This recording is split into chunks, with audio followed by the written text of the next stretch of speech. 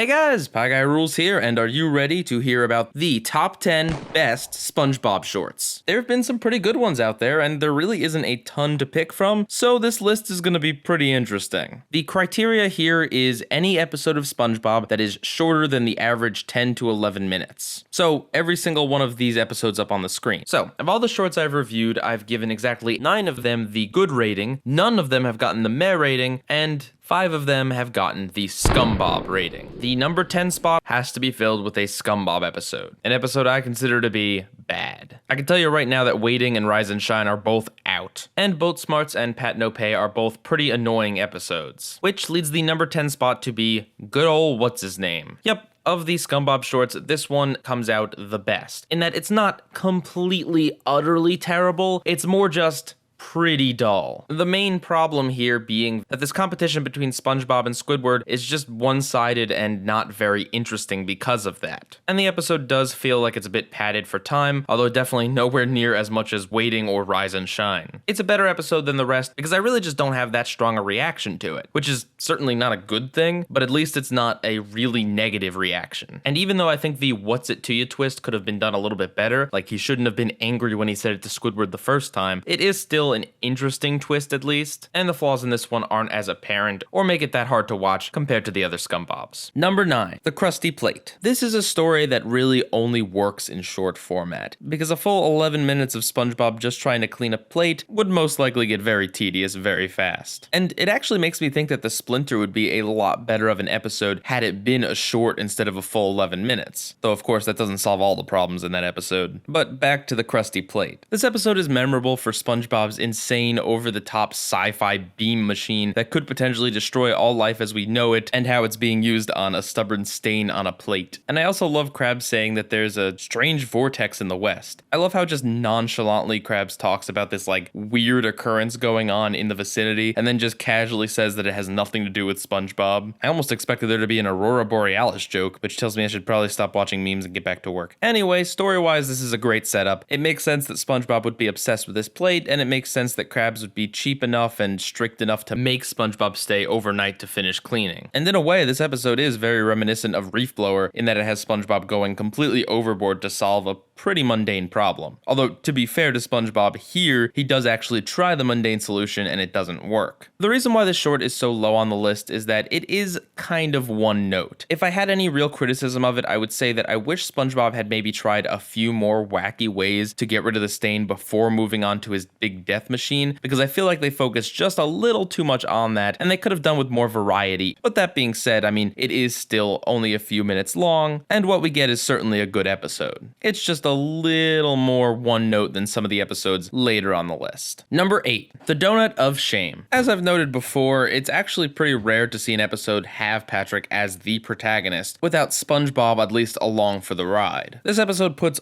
all the weight on Patrick to really carry this story. And I'm happy to say that his characterization here is pretty great. He is selfish, but the conflict of the episode is about his selfishness and about him trying to fight against it. So he comes off a lot more noble than a version of Patrick that would have just eaten the donut without giving it a second thought, like we'd see in so many other episodes. So the story is nice. And the comedy is not anything fantastic, but there's good jokes here and there, like Patrick's fine china and where he hides the donut. It's a perfectly fine episode, but the reason it lands so low on the list is that I just find that it doesn't end up being very memorable. Most of it takes place under Patrick's rock, which is one of the most boring locations in the show. And there isn't really any big over-the-top set pieces or really funny jokes that make an episode stick out in my mind. It does a good job of showing Patrick actually be morally conflicted, and it gets a few jokes in there. There's nothing at all wrong with that, but trust me when I say we have some really good episodes higher up on this list that just happen to keep this one down a bit lower. Number 7, Picture Day. So this is the first, but far from the last episode on this list that is considered somewhat experimental. The concept in this one is definitely less flashy than the others, but this episode goes with a Groundhog's Day type approach to SpongeBob's morning, not unlike the time he lost his identity. I know some people found this episode to be repetitive, but I actually really enjoyed the structure pressure of SpongeBob having to get set back to square one every single time he gets dirty. And I think the episode does a good job at showing us just enough so we get the idea that he went home and did all his routine again without showing too much so as to make it boring or redundant. I like seeing SpongeBob trying to solve his problems in multiple different ways and coming up with different solutions. And I really like the ketchup fight that's just inexplicably in the middle of this. And the episode is kind of funny, although definitely not hilariously so. And although I like the story, it does kind of lose me a little bit at the end. I would have rathered SpongeBob come up with a really clever solution to get through than what basically happens, which is we get about a minute of SpongeBob crying and sniveling while the weird German photographer guy makes SpongeBob smile. Not the worst ending in SpongeBob, but it could have been concluded a lot more satisfyingly. Still a good episode, but doesn't really compare to some of the entries later on this list. Number 6, The Bad Guy Club for Villains. This episode is just so different from the bulk of the show that it's hard to give it a ranking. It's enjoyable and fun, but more than that, it provides some variety in shifting the show into more of an action/superhero comedy. It also changes the protagonists up into two characters that, although they get focused in many episodes, don't ever really get the spotlight too often, especially not the younger versions of Mermaid Man and Barnacle Boy. And this episode may have led the way to creating the episodes Mall Girl Pearl and Larry's Gym, but this one did it first. Even though the humor might be a little bit on the light side, the fact that it is a little different from the usual SpongeBob fare while still feeling like it fits within the series means that it's a very enjoyable episode in its own right, and I feel comfortable putting this in at a very middle spot on this list. Because despite all the good it does and how memorably different it does still have a few minor flaws, like how it keeps cutting back to SpongeBob and Patrick reacting to the show, which is just totally unnecessary. And I do think that they could have pushed the superhero comedy thing a little bit further than they did. But for what it is very worthy of being on this list. Number 5, Help Wanted. Okay, so this episode puts me in a very, very tough spot with this list. Partially because I kind of forgot it was shorter than 11 minutes and almost forgot to include it in this video, and partly because it's a first episode. Judging a first episode is always kind of difficult once the show has been on for a while. It's always going to be rougher than what comes after it. But at the same time, the first episode of the series usually becomes iconic, and it can be hard to separate your own nostalgia for it from honest critique. But I think if you were to take away the fact that this is the first episode, you're left with something that is thoroughly enjoyable and memorable, but not nearly as funny or fast-paced as a lot of the stuff that came after it. Of course, your mileage is going to vary on this, but comedy has always been my favorite part of SpongeBob. And this episode, while definitely having funny moments, is not as sharp with the comedy as the other entries on this list. The anchovies are great here. Living in the Sunlight is fantastic. And Krabs' iconic smelly smell quote is still one of the most memorable quotes on the show, not to mention introducing us to SpongeBob's catchphrase of "I'm ready." Make no mistake, this is a fantastic episode, but I do prefer the later entries on this list a bit more. And if it seems like I'm being a little negative with this, I feel like it's because I have to justify why this episode is so low on the list a lot more than I have to justify why this episode is on the list at all. I'm sure a lot of you would put this one higher, and I don't blame you. But for me, it gets a number 5 spot. Number 4, Money Talks. A lot of this episode is actually like really fantastic. Like surprisingly good for how much I kind of forgot this episode existed. So many of the jokes are just spot on. The old couple being jealous about how Mr. Krabs kisses his money. The fact that Krabs is ready to burst into song at pretty much any moment. How Krabs owes SpongeBob his soul because he was short on payday. There's some just really good stuff in here that feels very, very early SpongeBob. Although SpongeBob dating an inanimate object might be weird, for Krabs, this kind of feels normal. It seems like the natural conclusion to his love of money that he would basically end up dating money. Yeah, Married to Money wasn't the first episode to do that plot. So if the episode is so good, why did it not make it into the top 3? Well, this is the only short on the list that I feel really should have been full episode length. See, the ending of this one is just really cut short. Krabs drives himself crazy by giving away his money that he doesn't want to give away and trying to satisfy it, and then he demands a refund, which prompts the Dutchman to come back, where we learn that Krabs owes his soul to a lot of other ghosts and SpongeBob. This doesn't actually resolve the whole conflict of the episode in any way. It's a funny gag to go out on, but it really feels like the episode just kind of got cut short there. And it felt like there were definitely more jokes and more things that could have happened in this story. Additionally, it definitely shares a few story beats with Krusty Love, which kind of knocks off a few points because it's not the most original episode out there. It still has some really solid comedy and a story that definitely starts off really well, and the song is also surprisingly catchy. So it definitely deserves this spot on the list. Number 3, SpongeBob versus the Patty Gadget. This is an episode told all in rhyme, but I'm not going to talk about it in that form because it would take me too much time.